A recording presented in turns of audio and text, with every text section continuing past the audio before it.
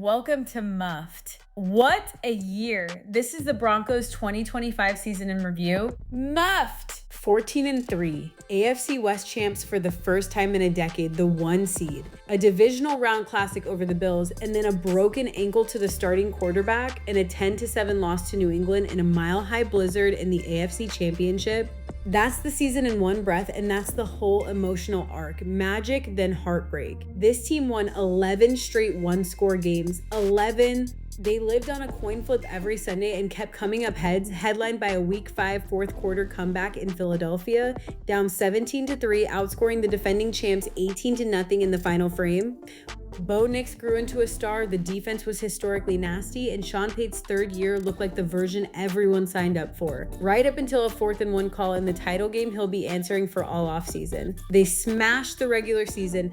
They got muffed at the finish line. Team level, the profile is unusual. Denver outscored opponents by roughly 4 points a game, a winning team, not a blowout team. The passing offense generated about 53 expected points added on the year. How much each snap improved their scoring odds, landing in the 75th percentile league-wide. Solid, not elite. The defense was a different animal, minus 76 expected points added allowed through the air, where a big negative is what you want. That's a 94th percentile pass defense paired with the league's top sack total at 68. Variance matters here too, 14 of 17 games decided by 1 score. Not a boom team, a grind you out, win it late team, and the 42% third down conversion rate, top quartile, is exactly that profile. Now let's talk about the passing offense. Bo Nix's sophomore leap is the story. 3,931 yards, 25 touchdowns, 11 interceptions, plus 63.3 expected points added through the air, and the most wins by a quarterback in his first 2 seasons in league history. The headline for the unit though, after J.K.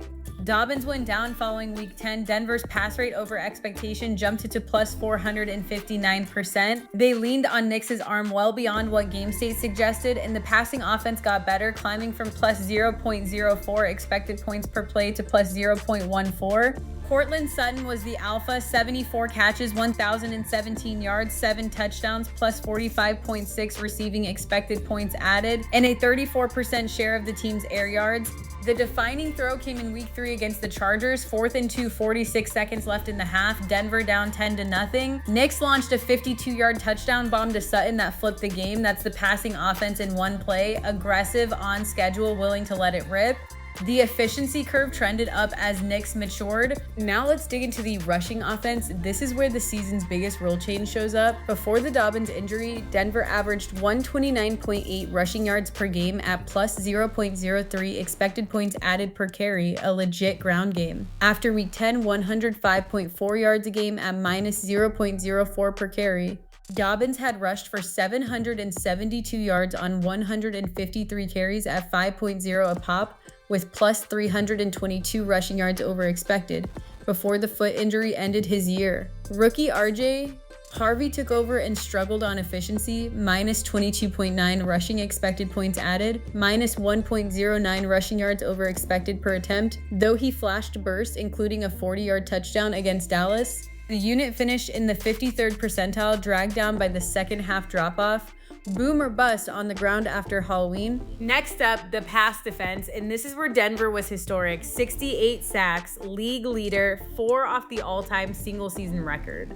The pass rush generated pressure on 26% of dropbacks while sending just 2.3 rushers on average. Vance Joseph's group got home without selling out the coverage. Minus 75.8 expected points added allowed through the air, 94th percentile, and a third down stop rate in the 97th percentile.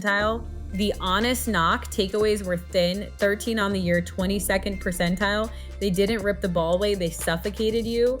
The play that captured this unit was Nik Bonitto's week 3 strip sack against the Chargers. 4th quarter, Trey Lance dropping back from his own 16. Bonitto came free, took him down for an 8-yard loss, forced the fumble. Denver recovered at the 20. Pressure that becomes points. Steady all year, they never allowed more than 32 in a game, and the floor never cracked. In the run defense, 91.2 yards allowed per game, minus 17 rushing expected points added allowed, minus 0.04 per carry, 63rd percentile league-wide. Not elite, not a weakness, a clean complement to the pass rush. Only 11 rushing touchdowns allowed all year, which speaks to a defense that tightened up near the goal line. The variance read is the cleanest on the roster, between 80 and 110 rushing yards allowed in almost every game. No collapses, no carry the team performances either. A reliable floor that let the pass rush eat. Muffed! Season MVP is Bo Nix, 3,931 yards, 25 touchdowns, plus 63.3 passing expected points added, 8 game-winning drives, the engine of a 14-3 run. The one thing to fix, the takeaway number,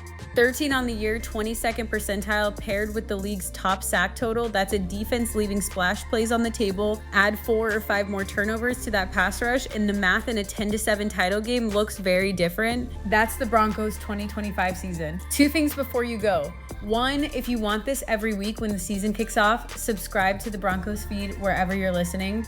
2, if you want the same treatment for your fantasy roster, head to muff.ai and we'll build you a custom weekly show. That's the wrap.